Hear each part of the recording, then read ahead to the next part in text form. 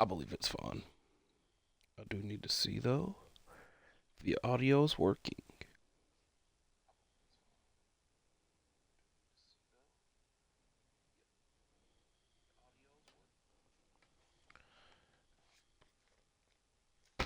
I need a piece of notebook.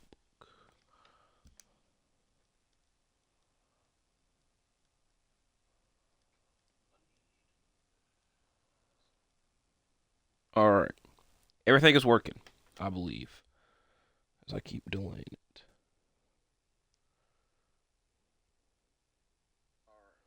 All right. This is a video that I've been wanting to do for quite a while, and it's a big return for the retro review series. We took a 2 week hiatus off due to WrestleMania week, and then just last week was very chaotic with the aftermath of WrestleMania and the NBA playoffs going on. They're still going on now, but my team is no longer in it, which I hate that I just brought that up to bring the mood down. But we're going to bring the mood right back. Actually, we're going to bring it right back down, but we're going to try our best to bring it back up. But in the real world, in the current timeline that we're in, we should be preparing for Ring of Honor, Supercard of Honor 2025. But we're going to have to wait a little bit longer for it. Originally, it's scheduled for this Friday. I had it lined up to do this retro review of an old Supercard of Honor, etc. But we're going to have to wait on that. The current pay per view, not this retro review. I was like, no. I'm not waiting.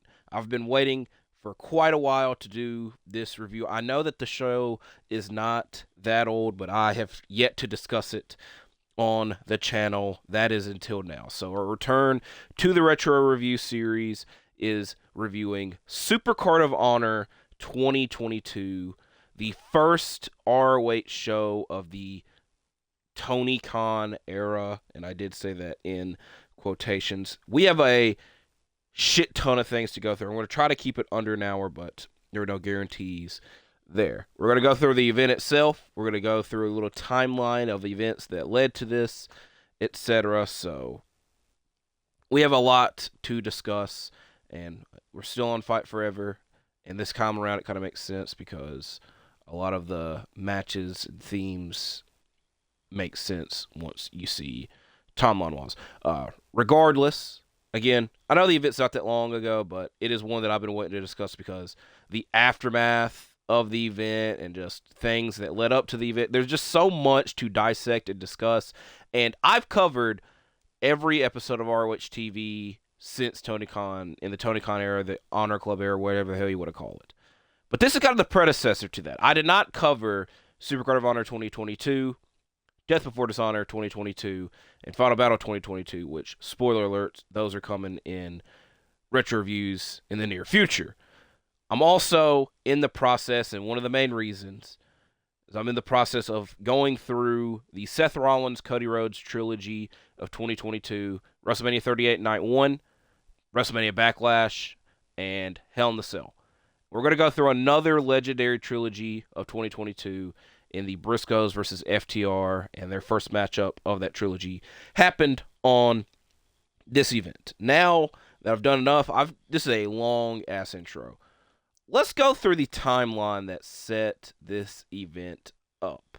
Now, I think a good starting point for this would be Final Battle 2018. Like I said, the main thing is this is the first pay-per-view under Tony Khan's regime, and that you could kind of see the wheels starting to form for this, with Final Battle 2018 being the last show that the Elite, in quotations, and company would do for Ring of Honor, and they would go to form AEW and put Ring of Honor in a very awkward position and a bit of a rebuild. I'm going to use some NBA terms here.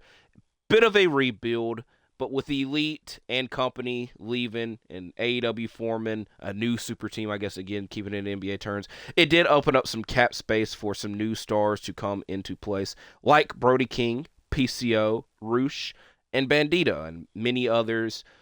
2019 in itself for ROH is just a very weird-ass year. It is a weird-ass year. It is the weirdest rebuild that I have seen.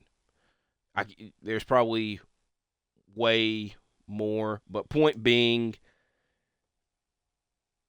it was a weird-ass year for them. And it should have been a great year for them and a great moment for them with another Supercard event, Supercard of Honor event, which the reason that I botched that name is because it wasn't even called Supercard of Honor. It was a way bigger name and a way bigger deal. The G1 Supercard in 2019 at Madison Square Garden. You can realistically say the biggest show in ROH history. That's up for debate, but the main reason that it would probably be up for the debate is what the hell happened at the event. Now, I'm not here to review that show, and I will go ahead and say at some point it will probably be discussed on this channel.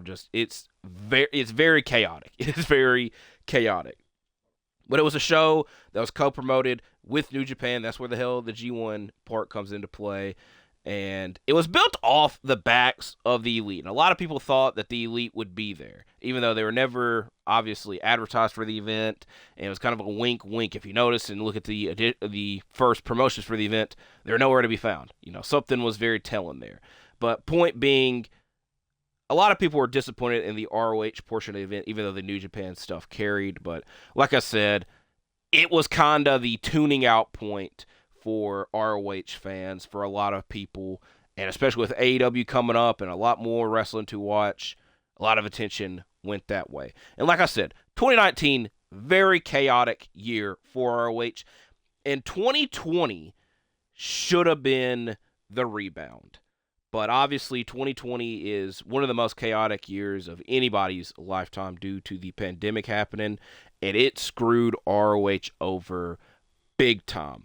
And as somebody that is a diehard ROH fan, this sucks. And I will point to the weekend, the March 11th weekend, the March 11th week. And the only reason I remember that date is because of the Rudy Gobert NBA situation, which I'm not going to say that was definitely not the starting point of the pandemic, but that was like the big event of the pandemic, the big starting point of it. But point being, that weekend for ROH should have been a massive deal because it was the anniversary show weekend, and I thought that was going to be where ROH regained momentum because they had a great card, and the following night show was supposed to be a past versus present themed event, and that didn't get to happen. Also, keep it on the theme of Supercard of Honor, they had already announced stuff for that year's Supercard of Honor event. Jay White was supposed to be involved. Kento was supposed to be involved. A match that, I'm going to say it, and you're probably like, what the fuck? That was scheduled to happen? And it's never talked about because obviously it never happened. Mexi Squad, Bandido, Flamita, and Ray Horus versus Rocky Romero, Will Ospreay, and Amazing Red. And obviously, the Pure Title Tournament was announced to take place. It was supposed to be a bigger deal than what it was. But once ROH came back in 2020 with shows, that was the first thing they did was the Pure Title Tournament. But it wasn't a big deal because there were no fans and it was on TV. So 2020 definitely sucked for everybody. But I think for ROH, you have a big, wrestling-wise, it was devastating for them because they didn't get to have any shows with fans, and they didn't even have shows for a majority of the year. They were the one company that took time, one of the few companies that took time off because AEW, TNA, and WWE were still doing shows, where ROH didn't. Now, once you get to 2021, the product had picked up comparing to 2019. The main thing from 2020 and 2021 was a bit of a faction warfare angle involving the Foundation, La Facción Ingobernables, and Violence Unlimited. And you can include Mexi Squad in that as well, even though they weren't involved in that. But point being, the in-ring product for ROH picked up because they were very heavy, and the storylines led to you want to watch the in-ring stuff. That is the point I'm making there. But the fans were not there.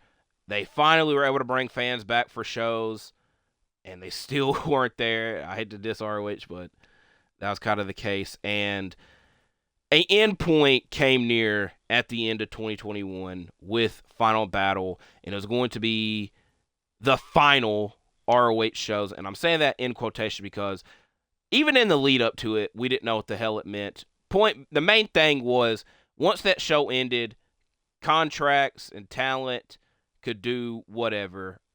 a couple of them got to do that anyways. And a hiatus would be about, and they're going to try to very much rebrand ROH, reboot it. This is very WCW-esque. But this Final Battle event did set up the big two matches for this event. The main event match of Jonathan Gresham versus Bandido, and the very first Briscoes and FTR match of their trilogy, which we're about to get into that now. So we're here at the Supercard of Honor event, but before we get into what happened at this event, I do have some Dynamite and Rampage notes. Now, I did not watch these matches back, but I did look up what happened on that week's Dynamite and Rampage, which aired the same night as Supercard of Honor. So if y'all were pulling double duty, because this was also WrestleMania weekend as well. That Dynamite, we had CM Punk versus Max Caster, Darby Allin versus Andrade El Idolo, Bryan Danielson versus Wheeler Yuta, and surprisingly, probably the biggest matchup of the night, looking at it now, Allie versus Toni Storm in her debut match for AEW. And Toni Storm is probably the biggest deal in AEW right now. And I've said that she's my one of my leading candidates for Wrestler of the Year thus far in this early portion of the year. Now, Rampage, we had Powerhouse Hobbs versus Keith Lee, Young Bucks versus Top Flight, and Jamie Hayter versus Sky Blue. But all in all, that stuff doesn't really matter because we're here for the Supercard of Honor review portion. And as I said, this show, again, very much does feel the end of the Sinclair era, the previous regime, and transitioning into the TK era. This is the last show with the old logo and graphics. And then once we get to Death Before Dishonor, we got new logos. Not new championships yet, but you could definitely tell it's very much changed. So now we're here to review Supercard of Honor 2022. And I keep bringing up CM Punk. And our very first matchup of the night that happened on the 0 hour, if this matchup didn't happen, there's a potential CM Punk still in AEW, depending on how you really want to think about it and look at it. But this first matchup was Blake Christian versus Colt Cabana. Obviously, if you remember, the whole thing with CM Punk and his departure from AEW and his anger with AEW was that he was rumored to want Colt Cabana gone, and instead of him actually being gone, he was just transitioned on to Ring of Honor, and this, again, was the first matchup of that happening. Again, I'm kind of making a bigger deal out of it than it is, but it does make you think. But we have Blake Christian versus Colt Cabana in our opening contest. Cabana teases Christian early on by running the ropes in a jokingly fashion. Christian misses on a Fosbury flop to the outside, but Colt jokingly goes for pins and slams in the corner once they're back in the ring. Christian lands the Fosbury flop and turns it into a reverse DDT and then follows it up with a 450 splash. Cabana does hit a big elbow and a Chicago Skyline off of the second rope to win this matchup and start off the night. This is a match. It is what it is. I also probably have had several chances to say this, and I've just now really thought of it. If Blake Christian's going to continue to get matches on AEW TV, at least pay for the rights to get the Jack Harlow song, because that's, I'm not going to say his whole gimmick, but that's the intriguing part of Blake Christian. Because I've been noticing a trend of him on AEW TV a lot. Next matchup is Miranda Alizé versus AQA. We get frequent arm drags, headlocks, and pins early from the two. Alizé starts using cheap tactics after biting AQA's hand and then landing big boots in the corner. AQA lands a DDT for a 2 count and back and forth forearms after this. Alizé lands a cutter and follows it up with a crossface, with AQA turning it into a roll-up. And then once they're both onto their feet, AQA lands an enziguri and then follows that up with a shooting star press to win the matchup. So I don't want to misspeak, but I believe that AQA retired. Now, I want to type this in. When I type it in, it says AQA retired. She did return in October of 2024. So I do think that they had big plans for her, but her hiatus obviously changed things. And Miranda Alizé was in the finals of the women's title tournament in ROH. But it was kind of a big showcase match for the women's division that, in the grand scheme of things, didn't matter as much, but it was an all right match.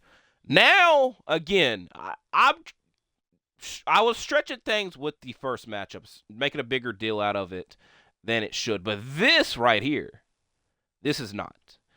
Cheeseburger, love Cheeseburger, and Eli Islam take on Toa Leona and Khan.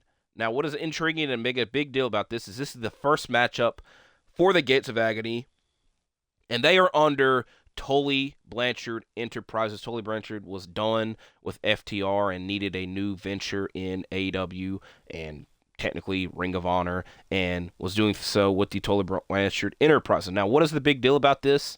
Is that it does not last long and transitions to the Embassy and Prince Nana coming into ROH and AEW and being a big deal at Swerve Strickland down the line. So you could really point to this being the starting point of that. But all in all, this is the first matchup for the Gates of Agony, and they are teaming up to face Cheeseburger and Eli Islam and put on a dominant performance and win with a Toa Leona spike. So, sorry that I spent a lot of that hyping up the match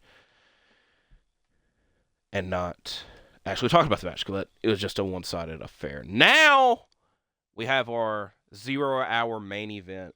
And when I heard this song, I nearly lost my mind. Say his name and he appears. Joe Hendry faces Dalton Castle. When I heard it, the same cadence as the song that is very popular today, the same person, Joe Hendry, was here on the 0 Hour just 3 years ago, and now is one of the biggest deals in the wrestling world, and got a, this is WrestleMania weekend. He got a WrestleMania match against Randy Orton this past couple weeks. Randy Orton's going to main event the next damn pay-per-view against John Cena. What a world we live in. But the moment when I heard, again, being an ROH fan, longtime fan, diehard fan, I obviously knew that Joe Hendry competed in ROH. A lot of people were just like, who the hell's Joe Hendry? I would always respond, well, he wrestled in ROH, and I know he's been wrestling for a long-ass time and whatnot, but I witnessed this, and I was a bit flabbergasted and shocked when it's very much the same thing, but a little bit different. And Dalton Castle is here as well, which the two did compete and feud with one another in the previous regime of ROH. And now they're reliving that rivalry in this opening, or this last matchup on the 0 Hour. The two grapple after they do not embrace a code of honor, which again, heated rivals here. Hendry starts the match off aggressively and goes to the outside and targets the injured back of Castle. Castle attempts a running knee, but it takes him over the top rope. Hendry can't capitalize once he runs into the ring post on the outside, and he does land a big choke slam back of the ring, but Castle lands a back elbow and turns that into a bangarang and picks up a victory. As Dalton Castle, again, is one of the few carryovers from the previous era of ROH into the TK era, and hopefully he gets well soon because he's been out for quite a while with an injury. But that was the last match on the 0 Hour. So now we transition into the main show, and again, something that might be a bit forgotten about in hindsight, but our opening contest on the main show involved Swerve Strickland versus Alex Zane, two of the first names announced for this event, and it's fitting that they face one another. But Swerve Strickland, he did have a match in Ring of Honor, and he does have at least one more that will be covered in this trilogy of events because it was at Final Battle 2022. We have Swerve versus Zane in the opening contest. Back and forth start changes up with Swerve hitting a TKO on the top rope. Zane lands a pair of enziguris and a pop-up Hurricane Rana. Swerve delivers a drop kick to the knee and applies a half Boston Crab afterwards. Zane delivers a reverse Hurricane Rana off of the apron, which was impressive, and then hits the Crunch Wrap Supreme, aka Shooting Star Press, getting a close 2 count in the ring. Swerve delivers a rolling flatliner and top rope swerve stomp for another 2 count, and then Zane moves out of the way of the house call attempt just to be hit with one moments later, and Swerve finishing the match off with a JML driver and picking up a ring. And this is very early on in his AEW run as well. And his AEW run didn't start until Revolution 2022, which has previously been covered on the Retro Review series. Now we have a bit of a, I wanted to say wacky, but I do feel that feels a little bit disrespectful. But a wacky match, I guess you could say. Ninja Mac taking on a mystery man that would be representing Tully Blanchard Enterprises, and then obviously that transitions to the Embassy. I already went over that. But that mystery man would be Brian Cage, which I'm trying to delay it to set up a match that would make sense for y'all. But Brian Cage, at this point, I will admit, Brian Cage was supposed to be the first person to leave AEW to go to WWE. And spoiler alert, that never happened. He's still in AEW now, which kudos to him. But there's just like such a long time period where he was not on AEW TV that became the rumor. And obviously the first person to do that ended up being Cody Rhodes, but we've already covered that as well. But this was his big return, and it was kind of a fitting one and a big deal. And it, again, like the Mogul Embassy did on the 0 Hour representing the Tully Blanchard Enterprises, put on a dominant performance. Mac tries to dive onto Cage on the outside, but Cage catches him and hits him with a powerbomb on the apron. Cage tosses Mac around for a majority of this match and caps it off with a drill claw. So I will also admit that they try to make Ninja Mac a big deal competing on this show just for it to be, like I said, a one-sided affair. So that's kind of a bit disappointing, but at least Brian Cage put on a dominant performance. Now, we got a back and forth matchup happening right here, and a very enjoyable one. That being Lee Moriarty versus Jay Lethal. I don't know, really, if I should wait until now or I think we'll cover it now. But it's also weird. It's a very weird situation because it does play into the main event a little bit. But Jay Lethal, for the longest time, was the franchise of ROH. And then the hiatus was announced to happen. And again, it kind of gets lost in translation and a bit forgotten about. But he left ROH before Final Battle 2021. ROH was like, you know what, Jay, you did so much for us. If you're ready to move on, we'll let you move on.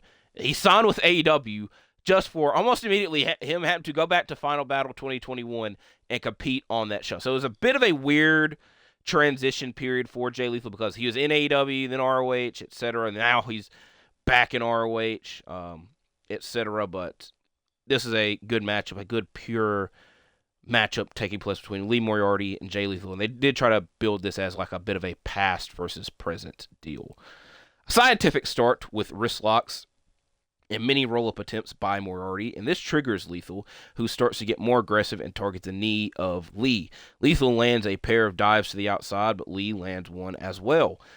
Then we get a big clothesline by Moriarty and a lethal combination by Jay. A super kick is followed by a cutter by Jay Lethal, and then he goes for the top rope elbow drop, but Moriarty reverses it into a roll-up, with several more roll-up attempts following afterwards. The referee's back is turned when Jay Lethal low blows Lee Moriarty, disappointing the audience, and it puts him in perfect position for a lethal injection, and Jay Lethal winning. Matt Sydal, who accompanied Lee at ringside and was on crutches, was not happy that Lethal did this, and Jay attacked him as well, with Sanjay Dutt needing to come out to calm Lethal down. So, back and forth matchup.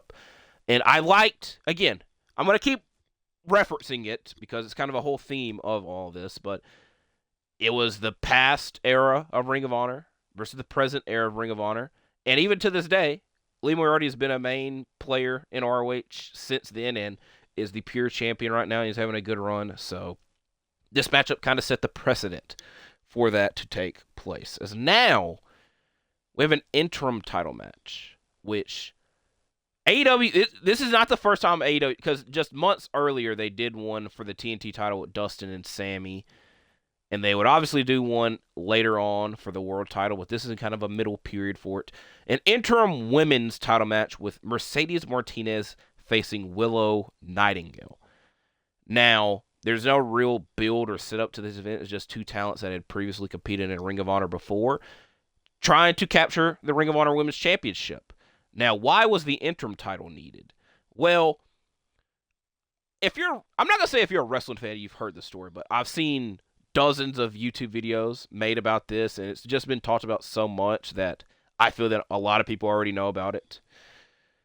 But Mike Awesome left ECW while he was ECW World Champion to join WCW, but because of contract reasonings, he could not take the ECW title with him, and he needed to defend it one last time.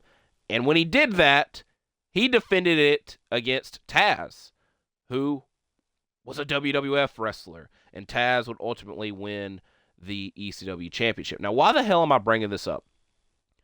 We had a modern-day equivalent to this. Obviously, the situations are not completely the same, and it's a lot more...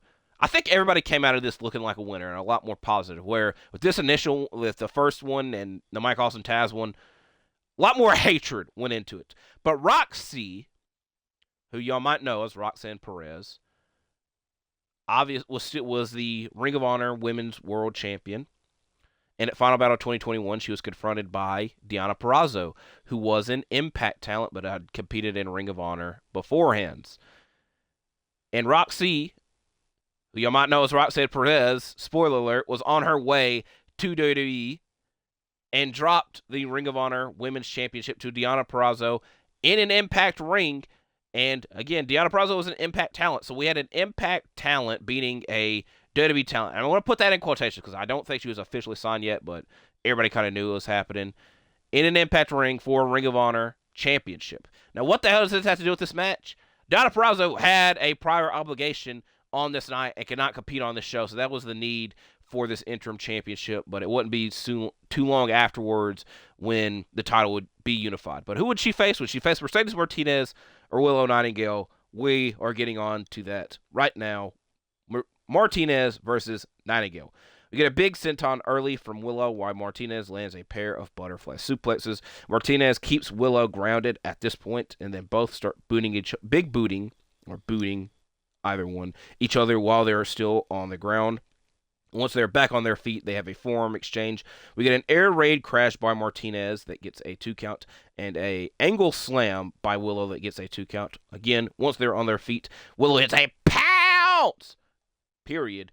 A corner cannonball, and it only gets a 2 count as well. We get the OG drop by Martinez. It gets a close 2 count. Then Willow lands a top rope moonsault, which was very impressive, but it only gets a close 2 count. And then Martinez applies the Brass City Sleeper to become the interim champion and would face Deonna Purrazzo.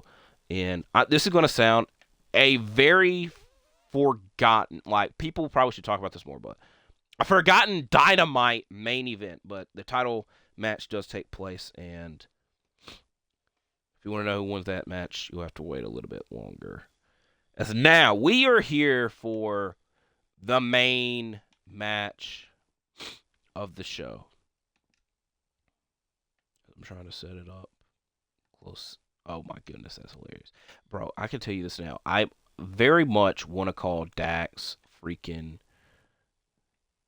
Cash or Dash so much, because if you combine the name, obviously his WWE name was Dash. Dax, Cash, you see the issue that I'm having here. But the match that we're all here for. Tag team title match. The Briscoes versus FTR. Hashtag them boys versus top guys. I will go, again, the main reason we're reviewing the show is that we can start talking about and reviewing the trilogy that these 4 men would take us on throughout 2022. And this is the first matchup of that trilogy. Now, there are several YouTube videos out there that chronicle all of it, and I highly recommend that you watch those because I watch them quite often. But long story short, fan speculation on Twitter led to Dax and Jay Briscoe altercating on Twitter as well. And we thought the match would never happen, never come to happen. And then Final Battle 2021 happens, and the Briscoes win their 12th Ring of Honor Tag Team titles, and they don't get to celebrate for very long as FTR come out, and they have a massive brawl that takes place And we got the match. We're getting the match right here. Tag team title match: the Briscoes versus FTR. One. Let's see what happens. We don't get a code of honor to start this match off. With the intensity that was needed, you could kind of expect that. Mark and Cash start the match off as the crowd is very riled up before they even tie up, and all four men embrace this. At one point, there is a fuck WrestleMania chant and a better than Mania chant. There's lots of chants going on here. The animosity is high. Dax spits in Jay's face, speaking of the animosity continuing, and he rolls to the outside, and then Jay responds once he is back in the ring with a Hurricane Rana and a big boot. Dax has to roll back to the outside. He tries to bring a chair into this. He throws a chair into the ring with the referee, Paul Turner, catching it very impressively. Dax and Mark exchange intense chops and then transitions into all of them brawling on the outside, with FTR slingshotting Jay underneath a table in which he bleeds afterwards. Jay gets trapped in FTR's corner once they are back in the ring, and FTR, mainly Dax, land a top rope suplex until he rolls and is able to tag Mark in, who brings in the redneck kung fu. And then the Briscoes hit the redneck boogie, but it gets a 2 count. FTR's powerbomb and frog splash combo gets a 2 count, while the Briscoes land a big rig, which is FTR's finish, for a 2 count. Jay lands a Spicoli driver on the outside, and then on Cash, which is important because Dax takes a massive suplex off of the apron and is very hurt and beat up after this, and the referee is asking him how he feels, and Dax wants to continue this matchup, which does happen. Both sides meet up in the ring, and it is intense, and you can tell that they're both wounded, but the battle continues. Mark lands a corkscrew plancha onto Cash on the outside, and then hits a froggy bow on Dax in the ring for a 2 count. Then the Briscoes go for the Doomsday Device, but FTR thwart this, pushing Jay outside of the ring and putting Mark into position for a big rig and a big victory as FTR wins this first encounter and win the Ring of Honor Tag Team Championships. I will say this probably in all these reviews that come up in this trilogy. You can make an argument for each of the match being the best match. That's what helps the intensity and this trilogy in general. Bro, you gotta be shitting me. This match should not have won as quick. That's actually hilarious. Now, why am I talking about this match? Why am I talking about the Young Bucks who had to involve themselves? Well, the celebration between these two don't last for long. There was handshakes between both sides because at that point, we didn't know the future of ROH. What the hell would happen? This might have been the one and only time that these two men competed. But I've spoiled it for you several times. There's at least 2 more matches that come out of this. So both sides do shake hands, and the moment is ruined for the Briscoes when the Young Bucks come out and attack them, because they have a big matchup with FTR on that upcoming Dynamite that becomes a way bigger matchup because the Ring of Honor Tag Team titles would be on the line for that. And, you know, I'm going to say with some time, because I could get very salty about things, but Matt cuts a promo, and it really pissed me off because I'm a long-term ROH fan. All in all, talk about this first matchup. Again, you can make the argument that this is the best matchup. We're going to go through the other 2 matchups, and I also do feel it's kind of important that, you know what, we don't really even have to do that at all. You know, we could just enjoy all of them as they are. But this was the first one. It set the tone for what would come later and was the match of the night. As now, with a very, a bit of trivia. I'm going to tell y'all this now. It's a TV title match. Do y'all know what match followed this intense tag team title match? Rhett Titus, long-time ROH staple, defending his championship against Minoru Suzuki. Very short build. There wasn't really a build for this match. It was just announced. They're like, holy crap, Suzuki's facing Rhett Titus. It was very much, that was the build to this match. Holy crap, this is happening. And that was the case for it. But Rhett Titus, a long-time ROH stalwart, is taking on an intense battle facing Minoru Suzuki. And the intense battle starts with no code of honor as the two smack each other in the face. Rhett is caught in an armbar by Suzuki in the ring ropes, and then Suzuki laughs off the strikes that Rhett attempts throughout the match, but he does not laugh off a belly-to-belly by Titus, and Rhett hitting his big drop kick, but Suzuki is able to apply a headlock and transitions it into a Gotch-style pile driver and win the television championship, which, spoiler alert, would be defended on Dynamite in a couple of weeks in the main event as well. So back-to-back weeks we had. I'm not going to say back-to-back weeks. I don't know, but we have at least 2 ROH title matches in the main event of AEW shows. So stay tuned. As an AEW talent would win another ROH championship in a matter of moments. Spoiler alert. But that would be this pure title matchup. Josh Woods taking on Wheeler Yuta. The judges for this pure title match include BJ Whitmer, Christopher Daniels, and Colt Cabana. An intense start leads to Yuta's first rope break happening after a leg lock attempt. I gotta see in the notes. I gotta move the light. While Woods was able to wiggle his way out of Yuta's leg lock attempt. Woods' headlock scissors leads to Yuta's second rope break attempt, while Yuta's bridge ability leads to Woods' first rope break attempt. Yuta lands a clothesline off the top rope and follows it with a dive to the outside, and then back of the ring, Woods lands a spiral suplex in the corner, which uses Yuta's third and final rope break after he breaks up the pin at the count of 2. But he does not need any more rope break attempts as he is able to hit a trap roll-up on Woods and become the pure champion and make his Blackpool Combat Club members happy. It's been so long since I've had to say it that it was definitely a struggle to do that. As Bryan Danielson was a former pure champion as well. As now we have another massive matchup. If there's ever a time to say a double main event, this is one of those instances. As we have a massive winner-take-all Ring of Honor World Championship match between Bandido and Jonathan Gresham. And it's very funny that this matchup is still a bit relevant now because Bandido recently won the Ring of Honor World Championship back. And during the matchup and show of that happening, they kind of neglected and changed the story to what happened in his initial title run. But long story short, I feel that these two men carried the post-Elite era of ROH, and the main 2 guys outside of the Star Wars, outside of like Jay Lethal and the Briscoes, mainly the Briscoes.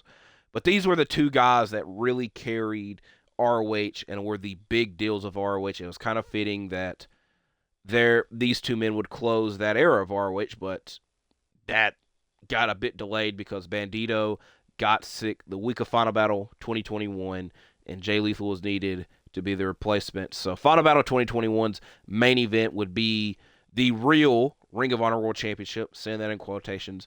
Interim Ring of Honor World Championship, also saying that in quotations. But Jonathan Gresham would defeat Jay Lethal, and after the matchup, receive the classic Ring of Honor World Championship. While on hiatus, Jonathan Gresham would defend that championship several times, most namely against one of my favorite wrestlers, Chris Sabin, at Impact Hard to Kill 2022, which is a very fitting moment because Chris Sabin, I'm going on a tangent, mainly because it's Chris Sabin, but Sabin was supposed to get a Ring of Honor World title shot, and then he got injured, so the match never happened until that point, so I'm glad that they were able to finish that.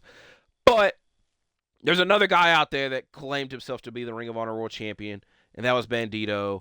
And the first show back after hiatus, we could crown the real Ring of Honor World Champion. Winner take all. There's a lot of words that could describe this, but Bandido takes on Jonathan Gresham, with Bandido also being accompanied by Chavo Guerrero. And it was not until I was watching, I obviously knew that Chavo accompanied Bandido. It definitely makes it a bit weirder when you see the final match graphic for this matchup and he's in it. But it definitely gave, when I didn't realize it until I was watching the match, it definitely gave Deborah accompanying The Rock at WrestleMania X7 vibes. Even though she didn't accompany him, but in the initial match graphic for that, she was in that match graphic. That's how I felt about this. But here we are, Gresham, Bandido.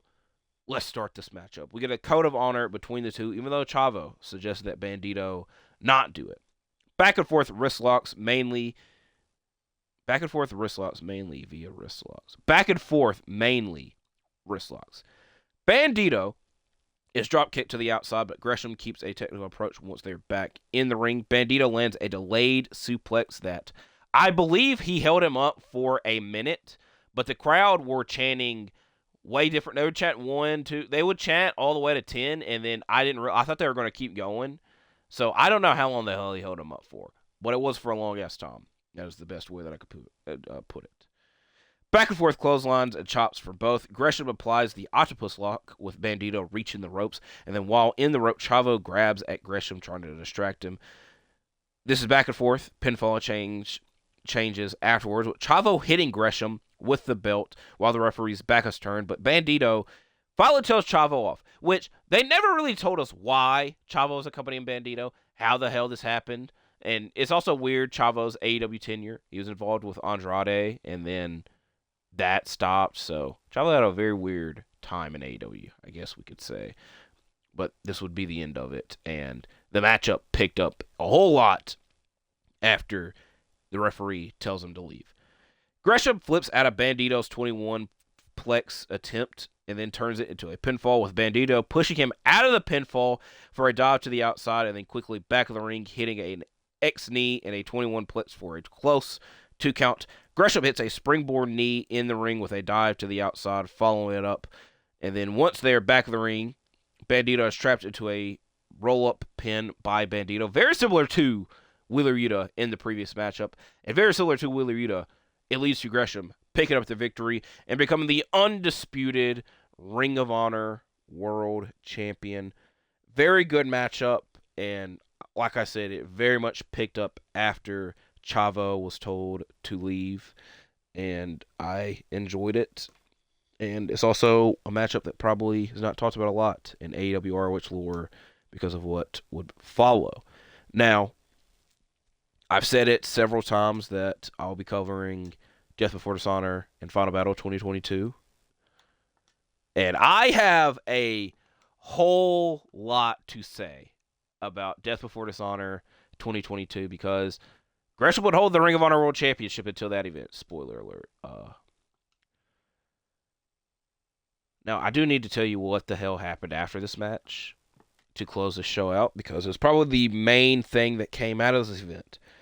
Jay Lethal came out to congratulate his former tag team partner and wanted the first title shot, but Gresham didn't allow him that because this is a different Jay Lethal. This is not the same Jay Lethal that he was a tag partner with. And Jay attacks Gresham. And Sanjay Dutt comes out, and you know what? He's like, I want some of that. I want to attack Jonathan Gresham. So both Jay Lethal and Sanjay Dutt are attacking Jonathan Gresham. Lee Moriarty tries to come out and make the save, but he's thwarted. But it's not. Samoa Joe, who is making his Ring of Honor return in his AEW debut, and he runs off Jay Lethal while acknowledging Jonathan Gresham as the undisputed champion. So this was Samoa Joe's return to Ring of Honor in his AEW debut. And like I said, kind of the highlight of the show, the biggest thing to come from the show. And it was a good way to end this show. So all in all, this is a great show. I don't really have many negatives. There's one negative. Let me backtrack. There's not really many negatives to say. We got the massive Briscoes FTR, the first matchup. Regardless of winner, we were having a historic world title change happening because it was winner takes all, etc. But the one thing that bothers me, as somebody that stayed tuned and watched ROH post-Elite, pre-Tony Khan era, this show was kind of an FU to them. Because it's very similar to WCW, WWF The Invasion. WCW never had a chance and wasn't presented as a big deal. And what I'm trying to get with that is the WCW champions a lot of them would lose their WCW titles to WWF wrestlers. So in this show, Josh Woods would lose his pure title to Wheeler Yuta, who's an AEW wrestler. The women's title doesn't really play into this because it's an interim champion, but spoiler alert, the AEW contracted wrestler ends up with the women's title in the end. The TV title ends up with an AEW contracted wrestler in the end. And the one carryover ends up being the tag team titles definitely that way ends up being it. And I'll admit, again, if this was the only matchup and FTR won, I would have been heated because the Briscoes are my favorite tag team, so I would have been heated. So we're fortunate that we got this trilogy out of this. But, spoiler alert, again, the world champion should have been like the carryover, like it wasn't a complete wash. But tune in to Death Before Dishonor, that review, and you'll see. Again, I have a lot of thoughts on that because that is a hectic situation that gets very forgotten about because there's no real need to talk about it. But I'm gonna talk about it because I want to. But all in all, this was a great show. I wish that AEW/Ring of Honor were doing Supercard of Honor this weekend like they were originally scheduled because I've already had to change this review once in the upload date of it. I wasn't doing it twice. So I'm glad that I got to cover this event, and I'm looking forward to cover Death Before Dishonor and Final Battle. That might be my pay-per-view event when I start to run wrestling shows. But regardless, we've completed the first of Seth Rollins and Cody Rhodes. We've now completed the first of Briscoes FTR. We still got 2 and 3 left for that in the upcoming retro review, so you know what to stay tuned and look forward to when those happen. So I don't want to drag on too long. I said I wanted to keep this under an hour, and we are 14 minutes away from, that happening. So I do appreciate y'all for watching this. I have not drunk a sip of water as well. And this water's staring at me right now. Like, please, please. So that's what I'll be doing next. So I do appreciate y'all for watching this. Hopefully you liked the video. If you did, kudos to you. If you want to know who wins this Keith Lee Powerhouse Hobbs match, comment it down below. That way I know that you watched the whole video, and I'll reward you by telling you who wins because I'm in the video here. So I do appreciate y'all for watching it again. Like, comment, subscribe, all that stuff, and I'll see you when I see you because I'm out for now. Goodbye.